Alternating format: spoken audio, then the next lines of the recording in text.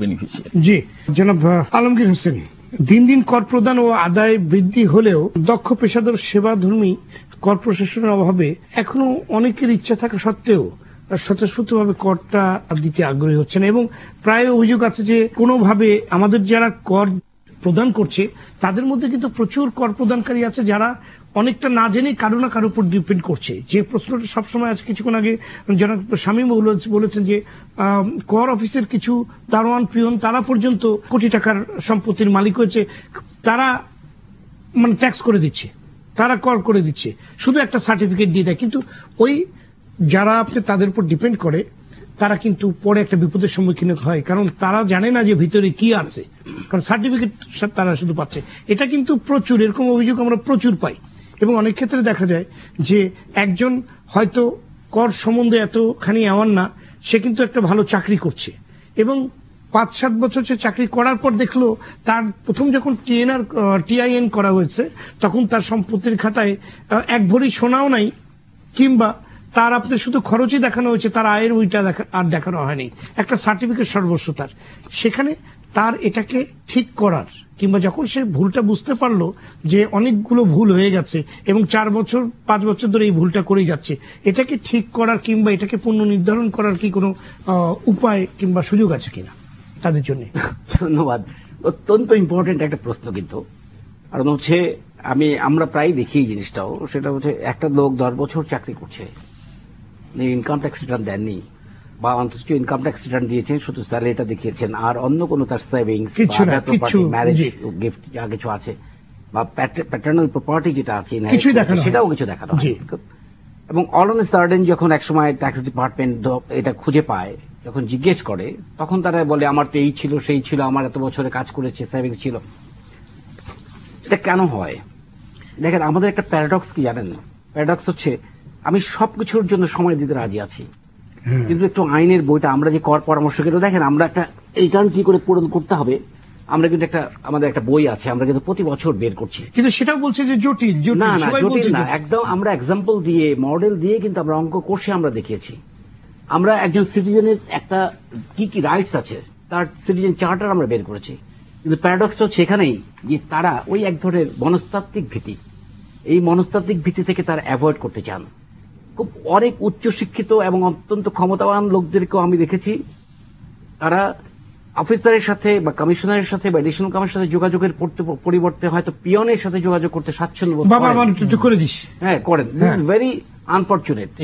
এটা কেন? একটু আগে স্যার বললেন যে আসলে আমার যদি ভীতি থাকে তাহলেও আমি অ্যাভয়েড করতে চাই। সব মিলেই কিন্তু ব্যাপারটা ঘটে। আপনি দেখেন পৃথিবীর সব দেশে, আরো ভালো বলতে পারবেন, যে পৃথিবীর সব দেশেই যারা ট্যাক্স অ্যাডভাইজার তাদের একটা অ্যাকাউন্টেবিলিটি থাকে। This is exceptional case in Bangladesh. কোন প্রফেশনালকে আমরা 111-এর পরেও দেখেছি, আমরা কোন প্রফেশনাল কিন্তু কখনোই কোনো কিছু ওন করেনি, বরং তাকে অ্যাকাউন্টেবল করা যায়নি। আপনি যখন রিটার্ন দিচ্ছেন তখন একটা আন্ডারটেকিং দিচ্ছেন, আপনি দেখছেন যে আমি এই মর্মে প্রতিপাদন করতেছি, যা তথ্য দিয়েছি সমস্ত নির্ভুল সত্য আমি স্বীকার করছি। আপনি ওর দিয়ে কি সাইন করছেন? আপনি একজন শিক্ষিত লোক, ব্যবসা করছেন, চাকরি করছেন, আপনি না দেখে কিন্তু করছেন। আপনি অথবা দেখেও আপনি ভাবছেন কিচ্ছু হবে না, আচ্ছা যখন হবে তখন দেখা যাবে।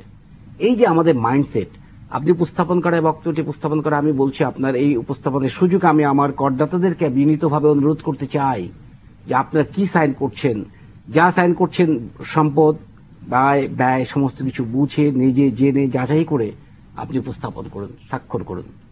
দ্বিতীয় বিষয়টা যেটা উপস্থাপন করতে চাই, এটা হচ্ছে আপনার প্রসঙ্গটি আপনি যেটা বলছেন যে সংশোধন করার সুযোগ আছে। জি, অবশ্যই সুযোগ আছে। ধরেন একটা এক্সাম্পল দেই, আমি একটা ল্যান্ড বিক্রি করেছি, জমি বিক্রি করেছি। আমি জমি সামহাউ সাব রেজিস্ট্রি অফিসের দলিল হয়েছে 10 লাখ টাকা, আমি পেয়েছি 1 কোটি টাকা। দলিল রেজিস্ট্রেশনের সময় আমি আমার যে 10 লাখ টাকার উপর ট্যাক্স দিয়েছি, কিন্তু আমি তো পেয়েছি, ক্যাশ পেয়েছি 1 কোটি টাকা। বাকি 90 লাখ টাকা তো আমার আনআর্ন ইনকাম না, আমার earn income but untaxed income. কাজে আমি যদি তার উপর ক্যাপিটাল গেইন প্রযোজ্য হারে যে ট্যাক্সটা দিয়ে দিই, তাহলে আমি কিন্তু রিটার্নটা সংশোধন করে আমি রিটার্ন সাবমিট করতে পারছি। I have that opportunity. একদম করা যাবে না তা না, না, আমি যে প্রশ্নটা দিয়েছিলাম অনেকেই তাদের হতাশা কিংবা অভিযোগ আসে যে গত 7 বছর 8 বছর চাকরি করছি, আমি একটা ট্যাক্স উকিলকে দিয়েছিলাম, কি যে আমাকে করে দিয়েছে, এখন তো দেখছি আমার সম্পত্তি কিছুই দেখানো হয়নি এবং শুধু আমার খরচগুলো করেই প্রতি বছর উনি করে দিচ্ছেন। তো এই জায়গা থেকে আসলে আমার সংশোধনের কোনো উপায় আছে কিনা সেটাই যদি সংক্ষেপে বলেন, আমাদের আলোচনা একদম শেষ এই পর্যায়ে আমি একটু বলছি, একটু রেফার করে বলছি যে একটু আগে স্যার বলছিলেন যে আমরা শুধু ইনকাম সাইডটা কেন ফোকাস করছি না, এক্সপেন্ডিচার সাইডকে কেন ফোকাস করছি। নুরুল আজহার শামীম একটা কথা বললেন যে সেটা হচ্ছে 10 লক্ষ টাকা খরচ করে সিঙ্গাপুর থেকে শপিং করে আসছে। আসলে ইনকাম যখন আমাদের যেহেতু ইনফর্মাল ইকোনমির কারণে হচ্ছে আমাদের যেহেতু ইনকাম সাইডটাকে রেকর্ডেড আমরা অনেক সময় পাই না, তখন আমরা কিন্তু আদার সাইডে আমরা যাই যার তার এক্সপেন্ডিচার সম্পর্কিত কোনো রেকর্ড আছে কিনা, যদি থাকে তাহলে তখন সেটাকে বিবেচনায় নেই। কারণ আমরা মনে করি ইনকাম সমান সমান সম্পদ পরিবৃদ্ধি প্লাস ব্যয়। আমরা যদি ইনকামকে ক্যালকুলেট করতে গিয়ে কিন্তু অনেক সময় সম্পদ পরিবৃদ্ধি এবং ব্যয়কে বিবেচনায় নিয়ে আমরা ইনকামকে পরিবৃদ্ধি করি। যদি ইনকামের তথ্য ডেফিনিট থাকে তাহলে আমাদের ওই দুটো আঙ্গিকে যাওয়ার প্রয়োজন হয় না। আমেরিকাতে যখন একটা ট্রানজাকশন হয়, বিজনেসম্যান হোক স্যালারি হোল্ডার হোক, তখন তার রেকর্ডেড থাকে, সবকিছু রেকর্ডেড থাকে, তার ইনকামটাকে ডিটারমাইন করা সহজ, তার এক্সপেন্ডিচার হাত না দিলেও চলে। আমার এখানে দরকার হয়।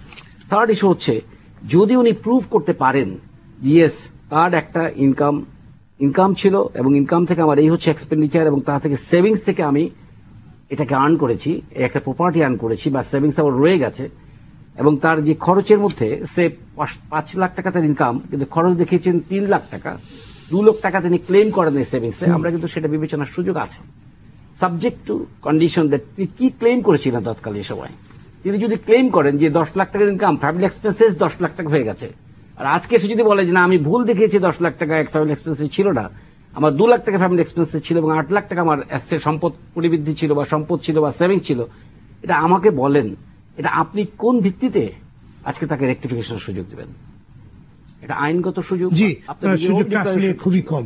জি, ধন্যবাদ জনাব আহসান এইচ মনসুর। আপনার কাছে শেষ প্রশ্ন, আয়কর ব্যবস্থাপনা আরো বেশি জনবান্ধব কিভাবে করা যায়, আপনার পরামর্শ যদি সংক্ষেপে বলেন, কি উদ্যোগ নেওয়া দরকার? আমি মনে করি যে মানে আইটি সিস্টেমটাকে হচ্ছে আমাদের মেইন ভেহিকেল করতে হবে, যাতে আমি ঘরে বসে আমার ট্যাক্সটা আমি দিতে পারি, রিটার্নটা দিতে। বর্তমান আমি সত্যি কথা বলতে, এক একটা রিটার্ন আমি বাস্তবে কথা বলছি, আমার লোককে দিয়ে আমি পাঠিয়েছি, এসে বললো স্যার কিছু টাকা লাগবে, মানে কেন টাকা লাগবে কেন, না 3000 টাকা না দিলে তো রিটার্ন দেওয়াই যাবে না, নেবে না ওরা। দিস ইজ ফ্যাক্ট, আমি আপনাকে বলছি দিস ইজ ফ্যাক্ট।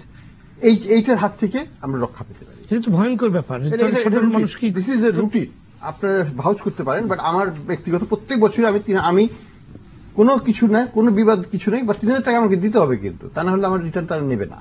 তো এটা বাস্তবতা, এটা নিয়ে কনফিউজ না। এই বছর তো 5000 এটা মিনিমাম 5000 হয়ে গেছে। না না না, এটা মিনিমাম ট্যাক্স 5000, এটা হচ্ছে মিনিমাম ট্যাক্স অনুযায়ী। এটা আমি উনি বলছেন যে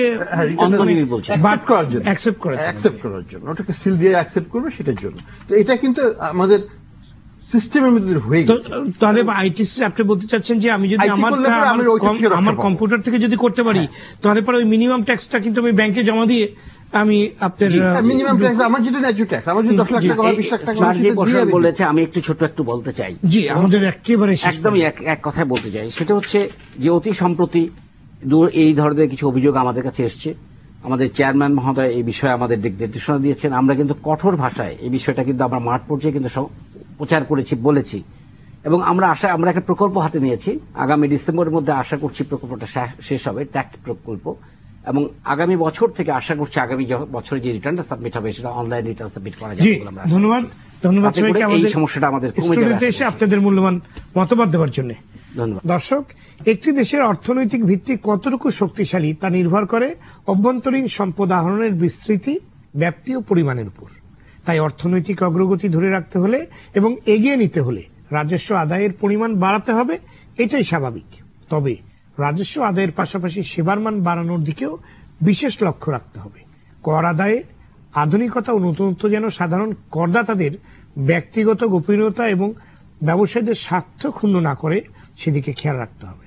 দেশে বিদ্যমান আয়কর আইন ও তার কাঠামো এবং প্রয়োগ কৌশলকেও আরো সহজতর করতে হবে এবং জনবান্ধব করতে হবে।